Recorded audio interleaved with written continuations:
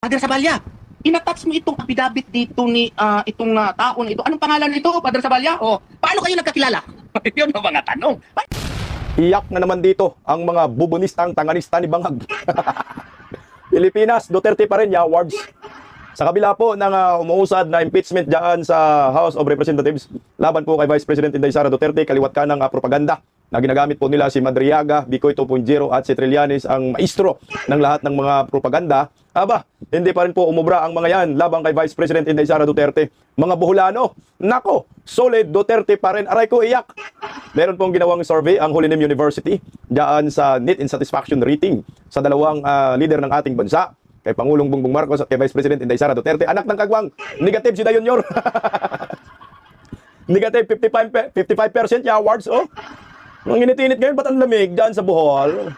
Vice President Inday Sara, satisfied pa rin ang maraming Boholanos. Positive 64% po ang satisfaction rating. Aray ko, iyak mga Talyanista. Hindi po umubra ang mga paninira kay Vice President Inday Sara Duterte. Attorney Torion, to the rescue kay Vice President Inday Sara Duterte, paring hinayupak. Father Saballa, tinawanan lamang ni Torion sa kanilang mga akusasyon labang kay Vice President Inday Sara Duterte.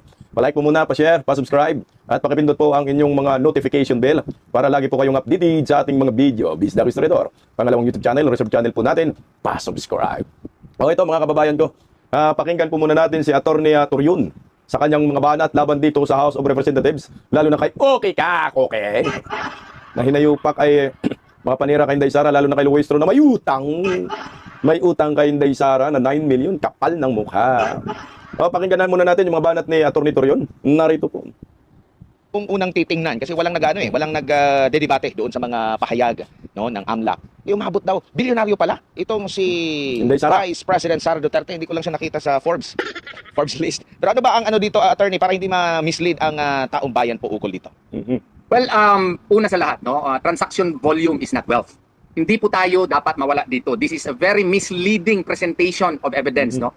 Kasi nga po, yung 6.77 billion daw na pinost during the hearing, no? It was given the impression na yun na ang parang cash deposit ni VP Sara Duterte. Hindi po yung totoo, and that is very misleading, no? Kasi ito po, kaklaruhin ko lang, I'm not officially member of VP Sara Duterte's team, legal team, but of course I am also a Filipino citizen and I am taxpayer, and as a law dean, I also have the obligation to inform the public, no, as to the matters that are being discussed in the House of Representatives, and especially insofar as the evidences are situated. Kaklaruhin ko lang, itong covered transaction reports po na sinasabi nila na ano daw, 6.7 billion. Hindi po yung deposito. Ang ibig sabihin lamang po yun, ayun yung cash inflow, outflow, pati yung investment, pati yung mga other movements of the funds over a long period of time. Ang haba-haba nito, 2005 to 2006. This is for 26. 21 years if I'm not mistaken.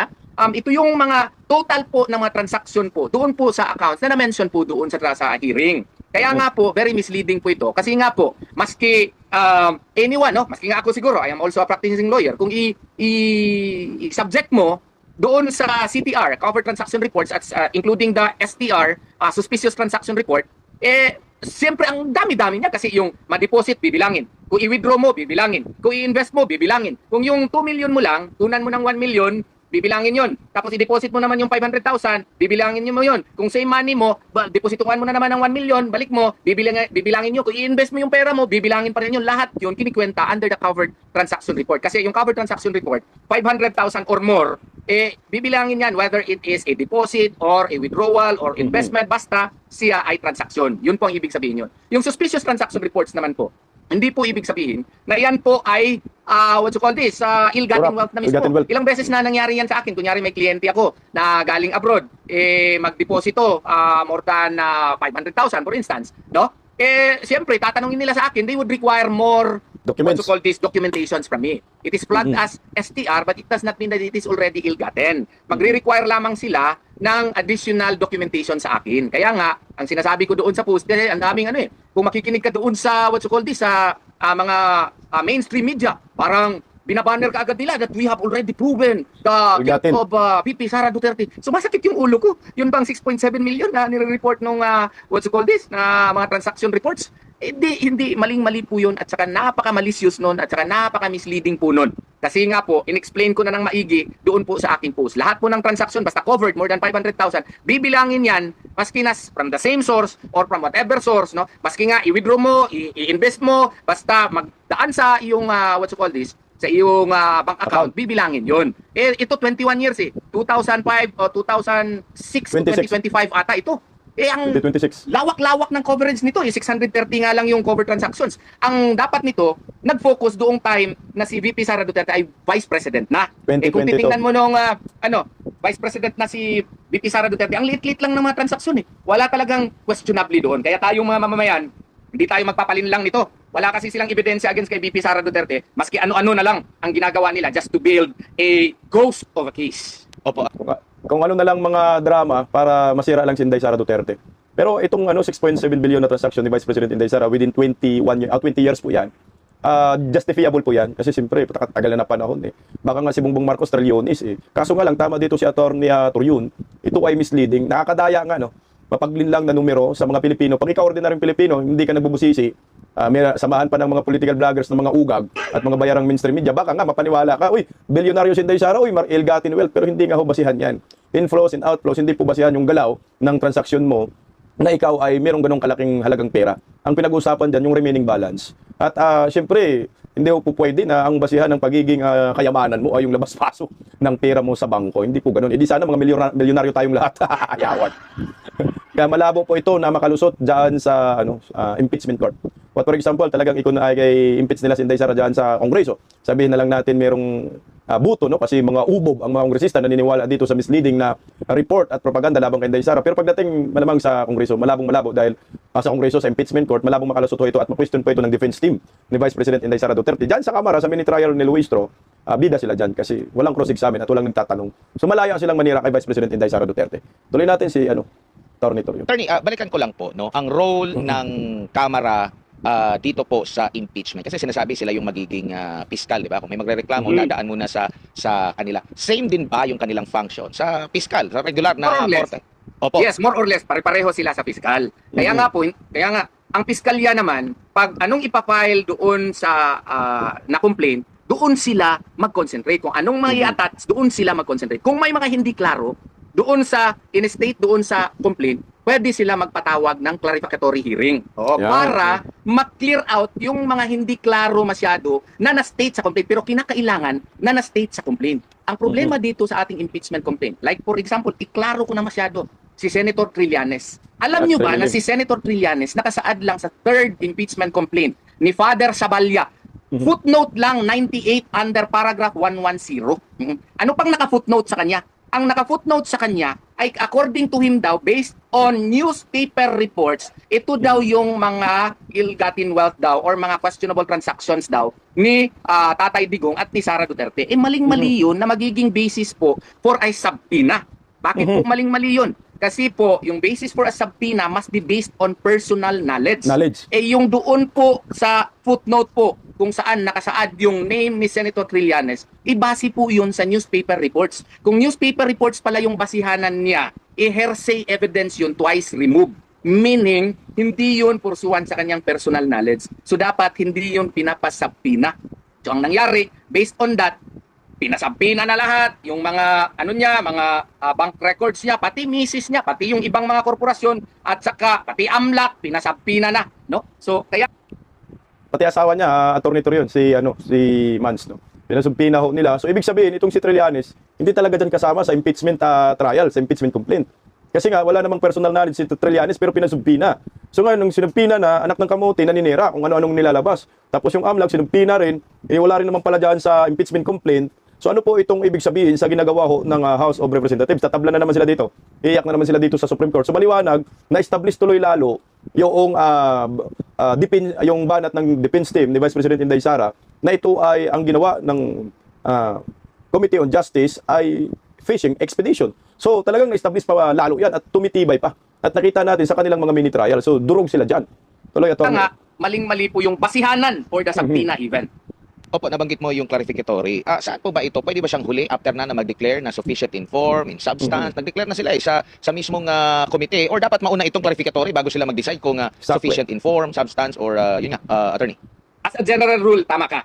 Pero kung ibase natin sa Rule 3 Section 7 ng House Rules, possibly, okay, may basihanan yon doon sa Rule 3 Section 7 nila that a hearing may be conducted. But, again, based on the complaint. Okay? Hindi yung sila na ang mga ngalap ng mga ebidensya para mapalakas ang complaint. Hindi po pwede yun. Fishing expedition na yun. Kasi nga po, ang basihanan dyan, naka-find na pala kayo ng sufficiency in form at saka sufficiency in substance. Ang Yung grounds i-clarify pa. ninyo yung mga nakasaad lamang doon sa complaint. Ang sinasabi nila, doon sa complaint ni Attorney Cabrera, doon sa fourth complaint, ang nakasaad kasi doon, and they may, pwede natin busisiin yung kanyang mga ITRs, mga SALN, no, para ma-prove natin itong complaint na ito. Pwede ba yun? Hindi po pwede yun. Shotgun allegation yun. Hindi po pwede. So, ang ibig sabihin nun, ginagawa mo na ngayon, ang Committee on Justice, na magiging investigator mo, na magiging, evidence gatherer mo, para mapalakas mo yung complaint. Hindi po pwede yun. Fishing expedition yun. You have to state with specificity at the very least so that you can come up with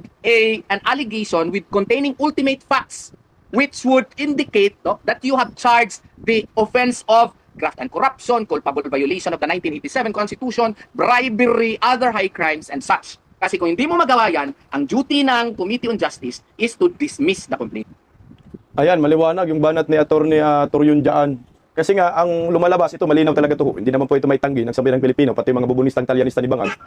Ang lumabas na complainant, itong Committee on Justice. Dahil ang nangangalap ng ebidensya, sila ni Luistro, Ridon, at ni Chua, yung mga hinayupak ng mga buhaya na yan, yung mga malitagang na yan. Kayo lang po ang magdidinig ng complaint, hindi po kayo yung maghahanap ng ebidensya. Ang simple lang ho yan Kung may nag-complaint po dito sa Committee on Justice, sa Kongreso, labang kay Inday Sara, so ngayon nakikita mo yung complaint, sinabi mo sufficient in form, sufficient in substance. So hanggang doon na. Meron pa lang sufficient in ground. So stop na tayo doon, wala na tayong hearing. Kasi kung mag-hearing kayo, mini-trial kayo, naghanap kayo ng ebidensya, talagang fishing expedition. Dapat inakyat na po yun sa plenaryo at pagbubutuhan po nila. Pagbubutuhan nila kung ito ba ay impeachable offense, itong mga reklamo ng mga hinayupak na mga paring damaso, kagaya ni Sabalya, kung may mga ebidensya ba? Kung wala ho, simple lang naman, yes or no. Yes, hindi kami papayag na ma-impeach si Inday Sara dahil kulang yung ebidensya. Di ba? Oh yes, baliktad Yes, impeach namin si Inday Sara dahil may ebidensya. No, hindi namin impeach si Inday Sara dahil kulang sa ebidensya. Simple lang, yes or no, anak ng kamote. Pinapahirapan ng taong bayan. Bakit nila ginagawa yan? Dahil nga, pag iakyat nila sa impeachment court, wala silang laban doon, wala silang numero, dahil mababasura lamang ho ito. Kaya ang ginawa ho nila, trial by publicity, durugin na natin si Inday Sara dito. Kahit wala tayong mga basihan, kahit hindi ma-impeach, at least dinurog na nila si Inday Sara. Pero ang tanong, nadurog ba? Hindi nadurog. Kasi bakit? Tingnan mo naman itong mga, may mga nakaraang survey, Inday Sara pa rin, nangunguna, presidential survey, di ba?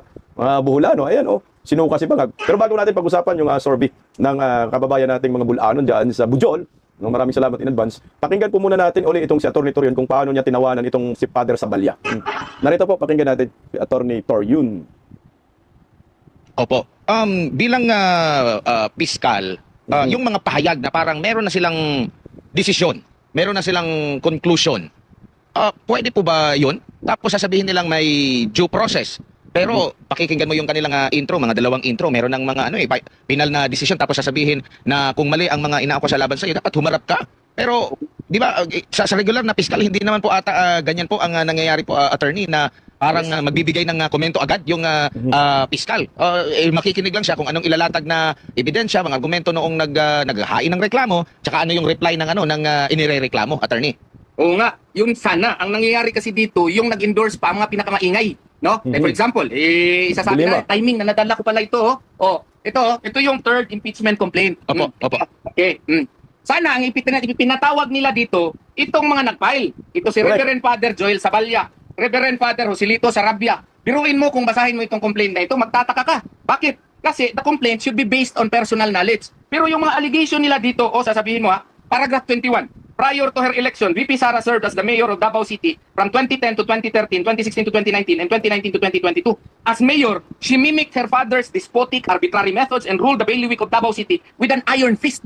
Is this a declaration of ultimate facts? No, this is a matter of opinion. And this is even a baseless opinion, knowing the fact that Father Joel Sabalya is actually based in the Diocese of Novaliches. Ito sana ang pinatawag nila. Kasi Correct. ito ang naggawa ng complaint. Siya nagreklamo. Siya ang nagreklamo.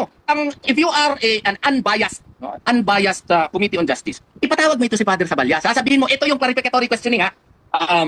Father Sabalya, you mentioned in paragraph 21 of your complaint that as mayor, she mimicked her father's despotic arbitrary methods and ruled the bailiwick of Davao City with an iron fist. Father Sabalya, in your complaint, you did not attach any evidence in your complaint. What made you say that she ruled Davao City with an iron fist? Yun ang mga clarificatory question. Na ito pa, paragraph 22, sabi dito, when she took over the office of the Vice President OBP, VP Sara was unsatisfied with the budget given to her. Imagine that, in an impeachment complaint. Kung ikaw ay tarong, kung ikaw ay tamang-tama, unbiased, and competent hearing officer, sasabihin mo dito, i-clarify, patawag mo siya dito sa hearing. Father Sabalya, you said that when she took over the office of Vice President, VP Sara was unsatisfied with the budget given to her. Can you please tell me, were you working in the office of the Vice President? Oh, di ba? Paano niya masabi ito, pari siya sa Novaliches? How did you know that she was unsatisfied with the budget given to her? Yan ang mga clarificatory question. May basis doon sa complaint. Hindi yung ipapatawag yung mga tao na wala naman, hindi naman nakasaad doon sa kanyang complaint. Kaya nga sinasabi namin, fishing expedition yung ginagawa nila. Attorney. Yun, kasi hindi na nakasaad sa complaint, yun pang tinatanong. Yun si, totoo, na na-mention dito, si yung kanilang star witness, na priso priso ngayon. Anong pangalan ng star witness nila? Madriaga. Totoo, na naka-mention dito. Sana, tinanong ito si Sabalya, Father Sabalya, inattach mo itong affidavit dito ni itong tao na ito. Anong pangalan nito, Father Sabalya? Paano kayo nagkakilala?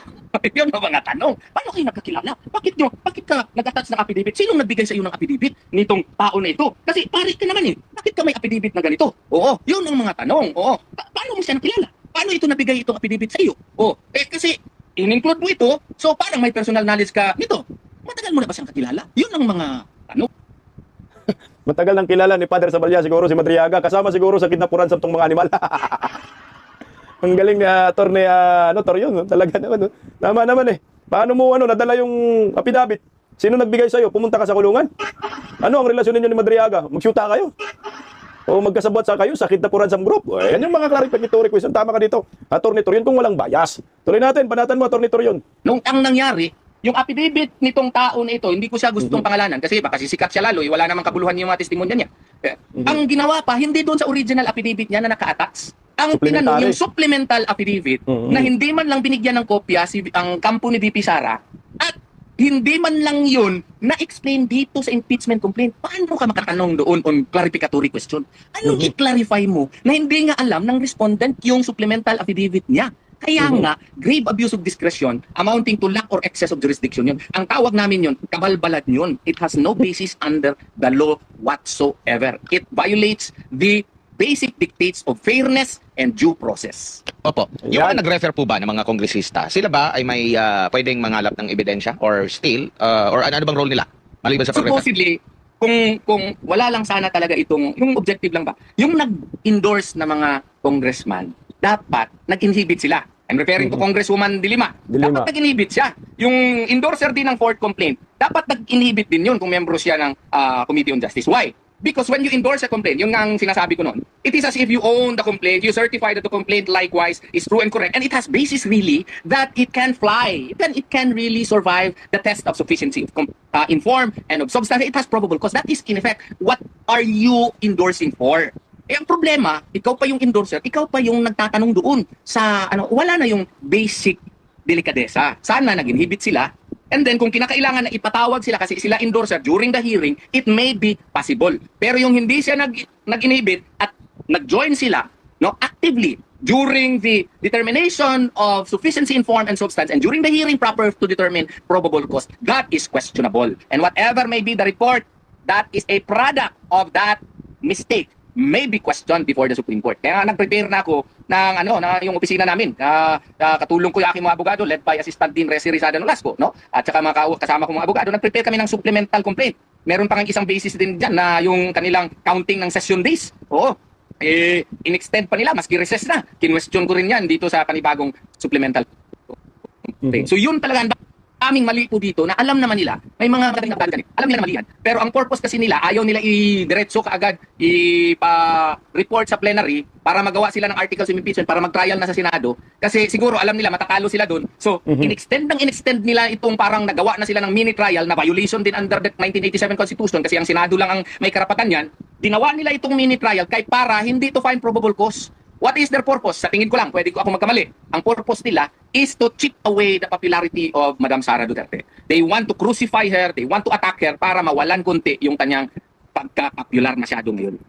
Tama ka dyan, Attorney Torion. Yan din po ang tingin ng maraming mga political analysts, mga political vloggers kagaya po natin. Tama, wala po kasi silang laban pagdating sa impeachment court dahil yung mga ebidensya nila purong mga chismis lamang, marites lamang, mga walang kwentang akusasyon. So wala silang matibay na ebidensya kaya siguro durugin na natin si Inday Sara dito sa sa Committee on Justice. Total talo rin naman tayo. Kaso ang problema, yari kayo sa impeachment court at managot kayo dito.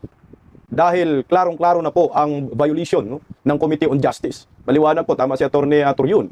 Ang tanging magkaroon ng trial ay ang impeachment court. So walang iba ang Senado. Kaso ngayon, ang ginawa ho ng Committee on Justice, yung trabaho ng Senado, ginampanan na ng mga animal, Chua, Ridon, Luis Ro de Lima.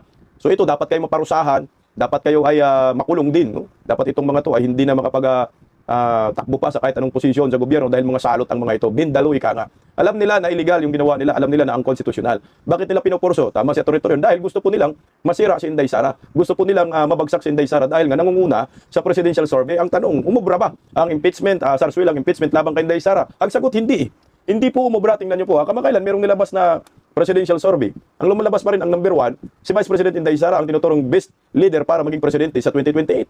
Yan ang maliwanag. So yung sarswilang impeachment ay hindi umubra at nagbubumirang lalo sa kanila. Yung chairman nga may utang sa pamilyang Duterte, di ba? 9 million hanggang ngayon hindi po nagbabayad. At ito ang nakakatuwa. O tingnan mo, iyak na ng mga bubunis ng tangista ni Baki dito, no? Mayroong satisfaction rating survey diyan sa Bohol. Alam naman natin na si Bongbong Marcos, negative talaga sa Bohol. Pero ito latest, so exciting po ito, napaka-interesting po ang surveying ito dahil binanatan si Inday Sara sa impeachment. Nilabas si Madriaga, walang naniwala. Nilabas si Trillanes, wala pa rin naniniwala. No? Baka sakali magbago yung isip ng tao, decision at pagtingin kay Vice President Inday Sara tungkol po sa nangyayari ngayon sa impeachment na paninira sa kanya. Pero hindi po umubra eh. Dahil nagkaroon po ng survey, no? Ang isang well-known na universidad diyan sa Bohol, Tagbilaran, Holy Name University, Bohol Pol, Vice President Sara Duterte plus 64% ang net satisfaction rating. Sabi diyan, nanatiling very good sa Bohol si Vice President Inday Sara Duterte.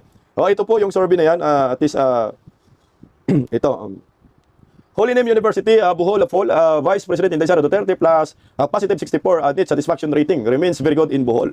Ayon po sa ulat, support for Vice President Sara Duterte o Bohol remains strong after achieving plus positive 64 net satisfaction rating or very good based on the Holy Name University Bohol Poll 2026 conducted from March 20 to April 21. So kasagsagan talaga ng impeachment, anak ng kagwang. Sarswilang impeachment ni Luestro. According to Holy Name University Research Center, 99% awareness, while 74% are content. 99% awareness, isipin mo po yan. 10% are dissatisfied at 15% undecided. The support of District 3, plus 74%, and District 2, plus 68%. In Class E, plus 76% is the strongest. Also higher in the rural, plus 68% compared to the urban, plus 52%. In Tagbilaran City, the rating is lower than positive 41. So, good support was strongest at age 30 to 49. So, yung 30 to 49, good support. While age 18 to 29 had positive 59. So, good news po ito yung mga kabataan. Ito yung mga bagong butante. So, positive 59. So maraming mga Gen Z, di ba? Mga millennials. Pabor kay Vice President Inday Sara Duterte, satisfied ni. At the survey had 400 respondents, 100 per district and 100 in Tagbilaran City with district 5 margin of error Bohol plus 10% in Tagbilaran, District 2 and 3% in 7% in District 1. Yan po ang nangyayari, no. Tuloy pa rin, no? Ang pagtitiwala, satisfied pa rin ang mga Boholano kay Vice President Inday Sara Duterte, kay Bangag. Tangina men ang propita ng impeachment. Ito na tayo nyar. Tinabla ng mga bulanon si NUEM. Holy Name University, Bohol Pol, Marcos Jr. Misadsad. Ibig sabihin ng misadsad, bumagsak, lagapak. Alam mo ba ilan percent? Negative, 55% yung awards. Grabing bugnaw ba sa Bisaya? Bugnaw man. Sa Tagalog, ang lamig. Ang init-init ngayon, pero ang negative, lamig na lamig. Negative 55% ang net satisfaction rating. Kung kay Inday Sara, very good. Kay BBM, very bad. Very bad na ang rating ni Bangag sa Bohol awards. Ito, public discontent against President Ferdinand Bongbong Marcos Jr. in Bohol has increased. Sila pang tumaas. Negative na noon, di ba? Ngayon, negative pa lalo pag tumaas. After his need satisfaction rating dropped to a negative 55% based on the Holy Name University poll 2026 conducted from March 20 to April 21, 2026. Tandaan niyo po yung Holy Name University, Catholic school po ito. Paano na to, Father Flavi? Tinabla kayo ng mga kabaron nyo dyan sa Bohol. According to the Holy Name University Research Center, this is the province's lowest presidential rating from positive 61 in 2023, negative 8% in 2024. Nag-positive pa siya ng 2023 awards. Pagdating ng 2024, nag-negative 8%. Pagdating ng 2025, nag-negative 43%. So ngayon, now is classified as very bad. Dahil umabot na po ng negative 5% at satisfaction rating ni UM. Despite of 99% awareness, he didn't get a positive rating in any sector. Anak ng kagwang talaga sinuka, no? Nilaglag. Highest disapproval rating in Tagbilaran City with negative 65% sa syudad talaga. Well, District 1, negative 65%, District 2, negative 52%, and District 3 is negative 48%. Are all negative. In the sector class D, negative 58%, followed by the class ABC, negative 52%. Anak ng kamuti. And age 50 to 51%, 50 to 59-year-old, negative 62%. Tangin na yung magsisenyor na, negative na 62. Where the most critical, it is also worse in urban areas, negative 68% compared to the rural areas is 52%. The survey has 400 respondents. Okay. Overall, 67% were dissatisfied. So 12% satisfied and 20% are undecided, which sit at negative 59% ni satisfaction rating. Aray niwi. Ang sakit naman ang ginawa ng mga Buholano dito. Tangay namin yan, tinabla ka ng mga Bulanon. Okay, yan po ang maliwanag. Ha? Ito yung nagpapatunay. Mantakin mo. Ha? Vice President Inday Sara, positive 64 need satisfaction rating. Bongbong Marcos, negative 55% need satisfaction rating. Sige nga, tingnan nyo po ang mga numerong ito.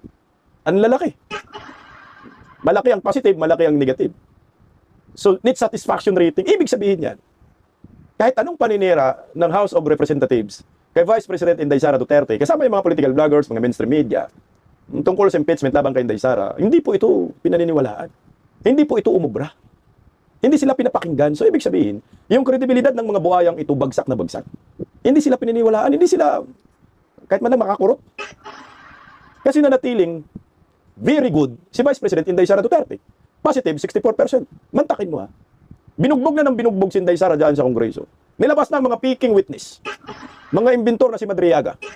Imbintor na si Trililing, sundalong kanin. Ano ang resulta? Ayan. Nanatiling satisfied ang mga Buholano, mga Pilipino. Kay Vice President Inday Sara Duterte, positive 64%, very good. Kung kay Vice President Inday Sara, very good. Anak ng kamuti kay BBM, very bad. Paano hindi magiging very bad si Bangag? Ito, sponsored ni Trililing eh. Sabi ni Inday Sara dyan sa impeachment. Ano, financier. Lahat ng resources ng gobyerno ginamit na trilyon-trilyon, bilyon-bilyon para lang mapabagsak si Inday Sara. No?